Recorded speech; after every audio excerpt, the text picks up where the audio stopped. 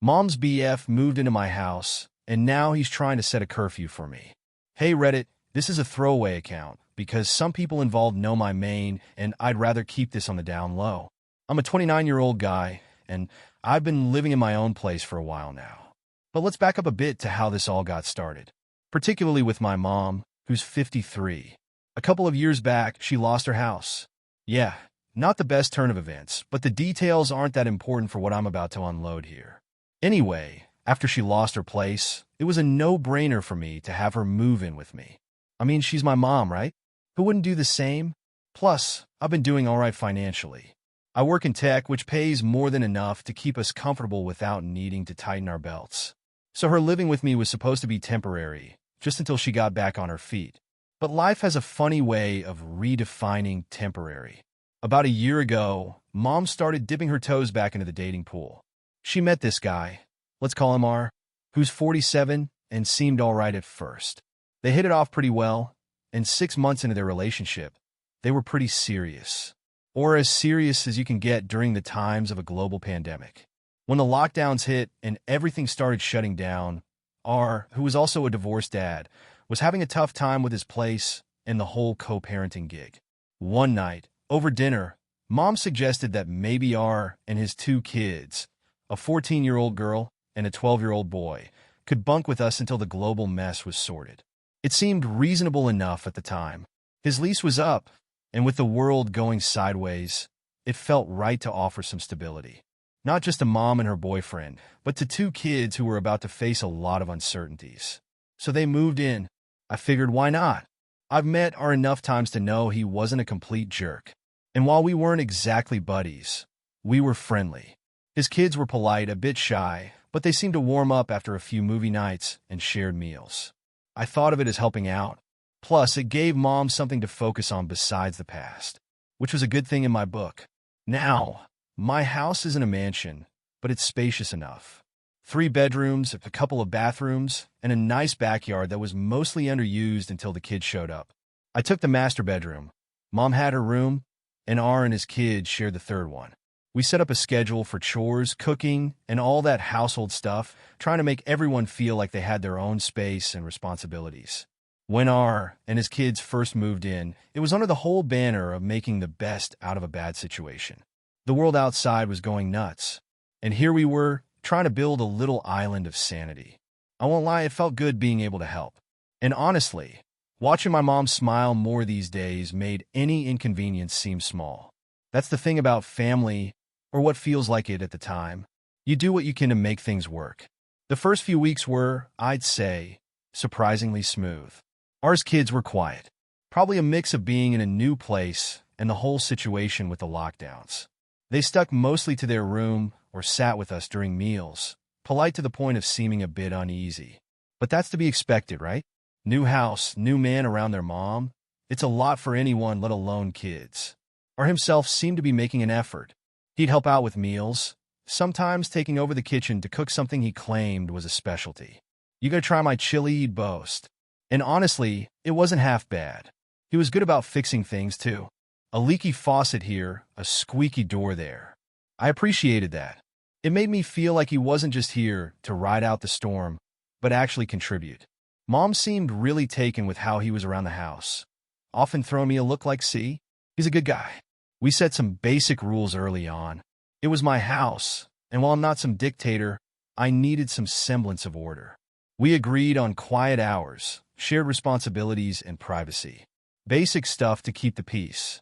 R nodded along, adding that he had some rules for his kids, which I totally respected. It's his right as a dad, and I figured if he's laying down some law for his kids, he understood the need for some boundaries. The dynamic felt good. I'd finish up my workday and join everyone for dinner. We'd talk about all sorts of things. Movies, the crazy state of the world, plans for the weekend. R would often share stories from his past, about places he'd traveled to or jobs he'd had. It was interesting stuff, and it gave depth to the man my mom was with. I started to think maybe this could work out for the long haul, a thought that hadn't really crossed my mind before. However, it wasn't all perfect.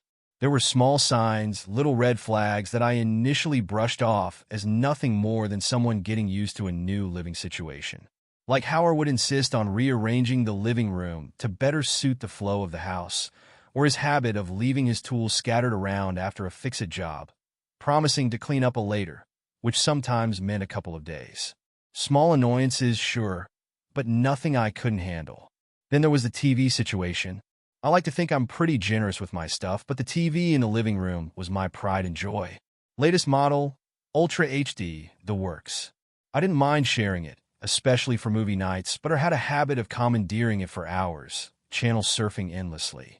And if his kids wanted to watch something, he'd bark at them about what they could and couldn't watch. It started to rub me the wrong way. This was still my house after all, but I let it slide. Why? Because Mom was happy. She laughed more, joked more, and there was a light in her eyes that had been missing for a long time. So I bit my tongue, chalked up my annoyances to sharing space in a stressful time, and kept rolling with the punches. Then came the incident with the garage. I'm a bit of a car guy. Always have been. The garage is my sanctuary, a place where I tinker and unwind. One weekend, I walked into the garage to find her rearranging my tools and workbench. Just making some space, he said, all casual, like he wasn't turning my private haven upside down. I appreciate the thought, but I've got a system here, I told him, trying to keep my cool.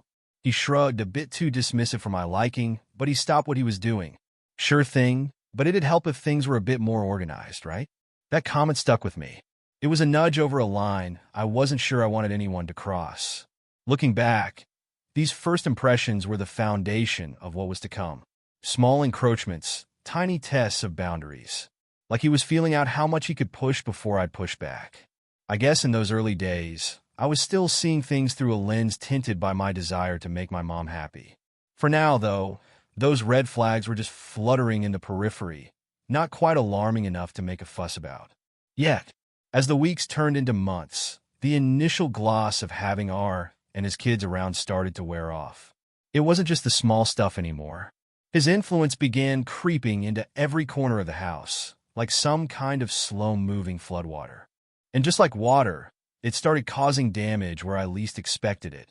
One of the first major signs that it was taking over more than his share of the space was how he handled the groceries and meals. At first, he'd pitch in, occasionally taking charge of dinner, which everyone appreciated. But gradually, he started making all the decisions about what we ate without asking for any input. If I brought up buying something different, he'd brush it off, saying things like, no, the kids need to eat healthier, or I'm trying to teach them proper eating habits. Noble, sure, but this was still my house, and my fridge he was rearranging. Then there were his rules. What started as reasonable bedtime and homework rules for his kids began morphing into house-wide mandates. He posted a schedule on the fridge one morning, complete with chore assignments for everyone, including me. We need to keep the place tidy, he'd say, as if I hadn't been living in a clean house before he showed up. His rules didn't stop at chores, either. He started setting limits on how late I could watch TV, suggesting it was disturbing the house's sleeping schedule. The same TV situation escalated when he started insisting we all watch what he wanted. Movie nights became ours movie picks, period. If I suggested something else, he'd laugh it off. Maybe next time, he'd say. But next time never seemed to come around when I wanted. Privacy became another issue. I had this way of just walking into rooms without knocking. My bedroom, which I had always kept off limits, was suddenly on his casual walk-through tour when he felt like it. Just checking to see if you need anything, he'd say. But it felt more like he was marking his territory. I found him once looking through my bookshelf, picking up books, and flipping through them as if he was in a bookstore. Just curious about what you read, he explained when I raised an eyebrow at him. It was unsettling. It wasn't long before his parenting style started spilling over onto me. I wasn't one of his kids, but you wouldn't know it from how he started talking to me. If I was heading out to see friends, he'd throw in his 2 cents. You sure you should be going out with the virus still around? Or, make sure you're back at a decent hour. It was like he forgot who owned the house. The biggest clash came over the use of my home office. I work from home, which are new, but that didn't stop him from knocking on my door one afternoon with a proposal. I've been thinking, he began. Your office would make a great study room for the kids during the day. You can work in the living room, right? He said it so casually, as if he was doing me a favor by reallocating my workspace. I stared at him, trying to process the audacity. I need the office to work, It's set up for my job, which, by the way, pays for this house. I finally responded, keeping my voice as calm as I could manage. He looked taken aback, but only momentarily. Well, just a thought, he muttered before walking away, but the seed was planted. It was clear he saw no real boundary to his influence in my home. Talking to Mom about it didn't go as I hoped. When I brought up how R's behavior was becoming a problem, she'd deflect, he's just trying to help. Or he's good with the kids, isn't that what matters? It was frustrating. It seemed like the more he overstepped, the more she justified it. I couldn't tell if she genuinely didn't see the issue, or if she was too caught up in the relationship to admit there might be a problem. The situation kept escalating. It wasn't just about a room or the TV anymore. It was about respect and boundaries, two things that were quickly disappearing in my own home. I found myself retreating more, spending time in my room or out of the house just to avoid confrontation. But I knew this couldn't go on. Something had to give, and soon. I was getting tired of feeling like a guest in my own place, tiptoeing around to avoid stepping on the toes of a guy who shouldn't have been in a position to lay down the law in the first place. As these thoughts brewed, the day-to-day interactions grew tenser. Every comment from her felt like a challenge, every suggestion a decree. I knew a confrontation was inevitable.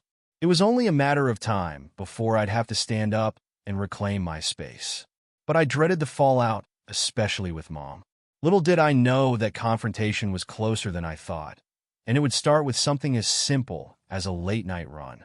By the time the confrontation came around, I was practically walking on eggshells in my own home. It's weird how that happens, isn't it? One day you're the king of the castle, and the next, you're dodging landmines in your living room. Anyway, here's how it all went down. It was a Thursday night, nothing special about it. I've been cooped up all day, banging out work emails and dealing with back-to-back Zoom calls. By the time evening rolled around, I was more than a little stir-crazy. So, I decided to clear my head with a late-night run, which wasn't unusual for me. It's quieter, and honestly, it helps me unwind better than anything. I got back around midnight, sweaty and tired, but feeling a bit more like myself. I headed straight to my room, not wanting to wake anyone, especially not R or his kids. I figured everyone was asleep, and I could slip into bed and deal with tomorrow when it came. Well, tomorrow came a lot sooner than I expected. As soon as I hit the bottom of the stairs the next morning, the atmosphere felt off. It was too quiet, even for our usually subdued household. I shrugged it off and made my way to the kitchen, thinking only of coffee. But before I could even reach the coffee pot, the living room door swung open with a force that nearly took it off its hinges. And there was R, red-faced and obviously pissed about something. He didn't waste any time. In here now, he barked more command than a request. I paused, coffee forgotten, as I tried to figure out what I could have possibly done to set him off like this. My first thought was maybe something had happened with his kids, or maybe there was some emergency. I stepped into the living room, and he slammed the door behind me. The sound echoed, a sharp clap that made it clear this wasn't going to be a calm discussion. Was there any need for that? I asked, more out of confusion than anything else. He just glared at me, and then he launched into it. How dare you come into the house at midnight, slamming doors and stomping around? You woke the kids, he accused, his voice rising with every word. I was taken aback. First, because I hadn't slammed any doors. I'm not a teenager sneaking in past curfew. And second, because he was standing there in my house, yelling at me like I was some kind of unruly kid. Look, I came in quietly. If I woke anyone, I didn't mean to. It wasn't that late. Not that late? He cut me off, stepping closer, his finger pointed right in my face. In this house, midnight is unacceptable, and you will respect the rules while you're under this roof. That's when I lost it. The audacity of this guy, telling me about rules in my own house. It was just too much. I felt my own anger rising, fast and hot, and I stepped up to him, close enough to see the veins bulging in his neck. I don't know who you think you are, but you don't get to make rules for me. Not in my house. I'm not one of your kids, and you're not my dad. You're just my mom's boyfriend, and that's all you'll ever be, I said, my voice low and steady despite the rage boiling inside. You could have heard a pin drop in the silence that followed. R's face went through a whole range of emotions: shock, anger, disbelief. He opened his mouth to say something, then closed it, then opened it again. Finally, he found his words. "I'm trying to run a respectful house here," he said, but his voice had lost some of its fire. "If you can't follow simple decency—" "Decency?" I interrupted, throwing his words back at him. "You call it decent to walk into my home and start laying down the law like you own the place? You think that's respectful? To me? To my home?" He didn't have an answer for that. The room felt smaller somehow, the air thick with everything that had been left unsaid for months. And then from the hallway, my mom appeared, drawn by the shouting. Her face was a mix of worry and confusion. "What's going on here?" she asked, looking from me to R and back again. I took a deep breath, trying to calm down enough to explain. But before I could say anything, R jumped in. "Your son is out of control, he's disrespectful, and he doesn't follow any rules. This is my house, R." I cut him off, turning to face my mom. "I've been trying to be accommodating, to be good about all this, but I can't do it anymore. Not with him thinking he can run my life." Mom looked between us, biting her lip in that way she does when she's trying to sort out a mess. "Maybe we should all sit down and talk about this," she suggested, ever the peacemaker. But I was past talking. "No, Mom, not this time. This isn't something we can just smooth over with a chat. He needs to go. Today." It was bold, maybe too bold, but it was out there now. And with those words hanging in the air, everything changed. The lines were drawn, and it was clear things couldn't go back to how they were. Not now. Not after this. After the blowout with the house felt like a war zone that had just gone quiet. The kind of quiet that's thick and heavy, like it's holding back a storm. Everyone retreated to their own corners. R and his kids upstairs, me in my room, and Mom. She was caught in the middle, torn between her son and her boyfriend. A place no one ever wants to be. The fallout was immediate.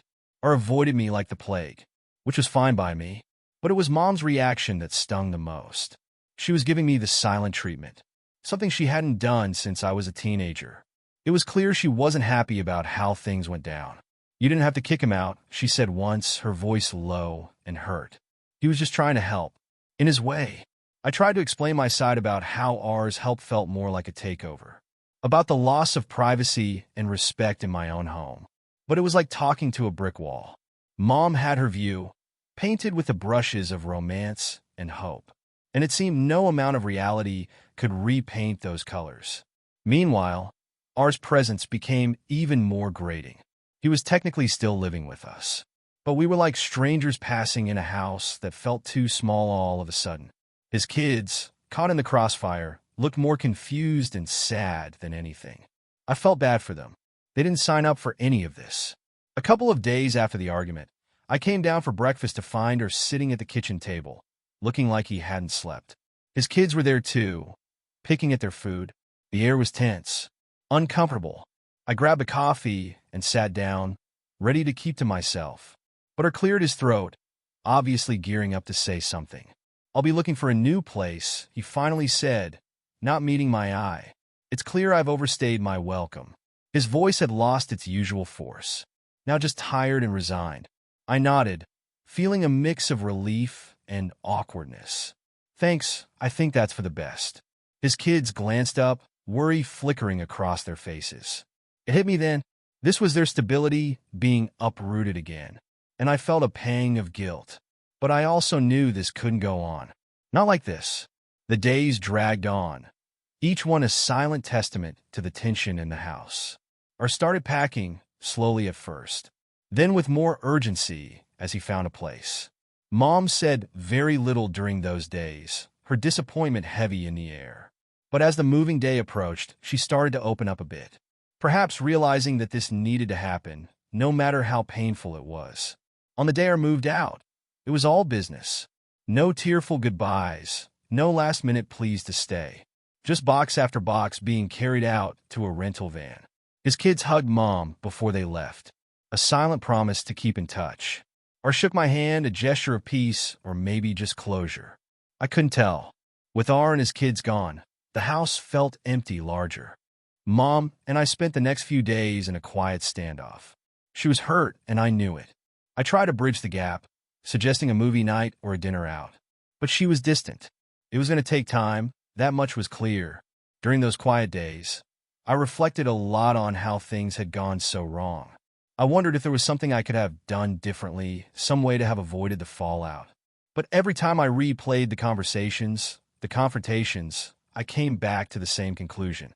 I had to stand up for myself, for my space. Maybe I could have been more diplomatic, sure. But at the end of the day, it was my home, and I couldn't live like a stranger in it. It took a few weeks, but slowly, Mom started coming around. We began talking more, not just about what had happened, but about everything else. Work life, the latest books we'd read. It was like we were rebuilding our relationship, one conversation at a time. One evening, sitting on the back porch, Mom finally brought it up. "I'm sorry," she said, looking out at the garden. "I should have listened to you more. I got caught up in how I wanted things to be." I reached over and squeezed her hand. "It's okay, Mom. I get it. You wanted to be happy, and you thought her was a part of that." She nodded, tears welling up in her eyes. "I did, but I forgot that your happiness matters too. I won't make that mistake again." We sat there for a while, just watching the sunset, the weight of the past few weeks lifting bit by bit. It wasn't a perfect resolution, and there were still some rough edges to smooth out, but it felt like a start of something better, something we could both live with. The days following our departure felt like the slow return of normalcy in our house, or at least what passed for normal after everything that had gone down. The air was lighter, and even though there was still a hint of tension between Mom and me, each day chipped away at the wall that had built up during our stay. Mom started to get back to her old self, the one I remembered before all this mess. She began tackling projects around the house that she'd put off for months, repainting the guest room, fixing up the backyard garden, and even planning some DIY decor projects. It was good to see her taking interest in the house again, not just as a place she was staying because of bad circumstances, but as a home. We had our heart-to-hearts, usually over dinner or while watching TV in the evenings.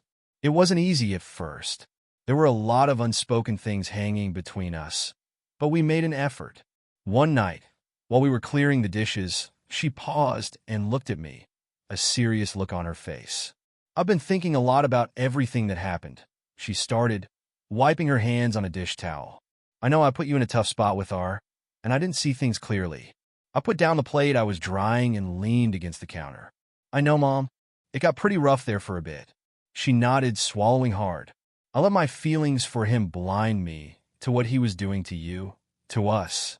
It's not an excuse, but I guess I wanted it to work so badly that I ignored the signs." Hearing her say that, acknowledging the strain R had put on us, felt like a turning point.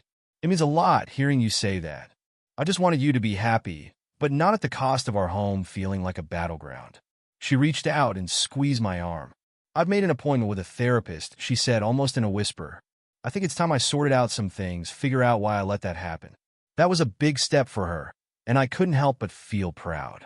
Mom had always been the type to think she could handle everything on her own. Seeing her take this step towards self-care and healing was a relief. "We'll get through this, Mom." Together, I said, and for the first time in weeks, I saw a genuine smile spread across her face. The next few weeks were a period of adjustment. With R and his kids gone, the house seemed too quiet at times. But it was a peaceful quiet, the kind that lets you think and breathe without feeling like you're stepping on eggshells. We took the opportunity to redefine our living arrangement. We set new boundaries and expectations, making sure we were both comfortable with the setup. It wasn't just my house, it was our home, and we both needed to feel safe and respected here. One afternoon, I came home to find Mom in the living room, surrounded by photo albums and old family videos. She waved me over, a nostalgic look on her face. "Come here, take a look at this," she beckoned, patting the sofa next to her. We spent hours going through the albums, laughing at old memories and sharing stories from when I was a kid.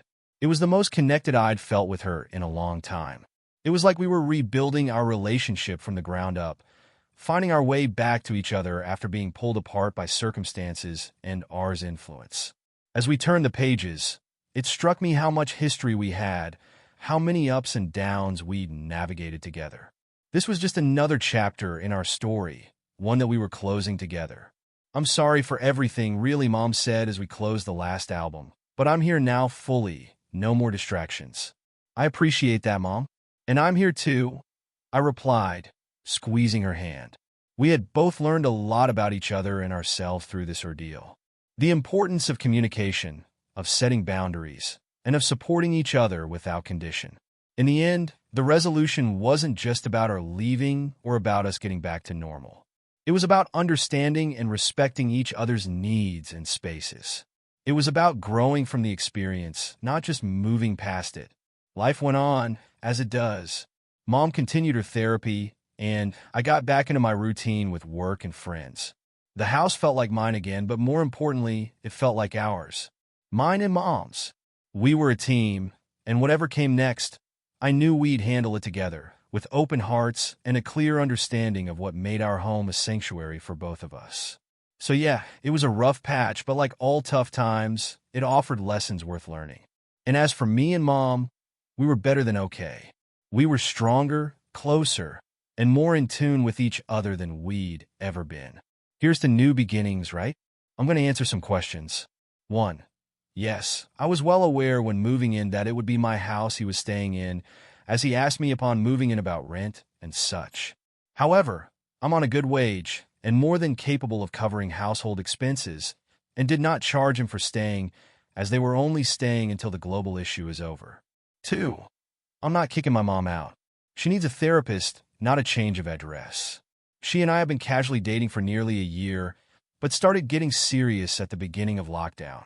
Since it was a growing relationship, my mom suggested we all lock down together, so we could all get to know each other better. 3. To those who are curious about my parents' marriage and how it ended, Dad was controlling and manipulative, and he hid it well. Just like he hid his girlfriends. There were no fights or divorces. He was my dad, and I do care. But he played away with the wrong woman, and paid the ultimate price on her car bonnet. It's sad, but I can't be angry about it.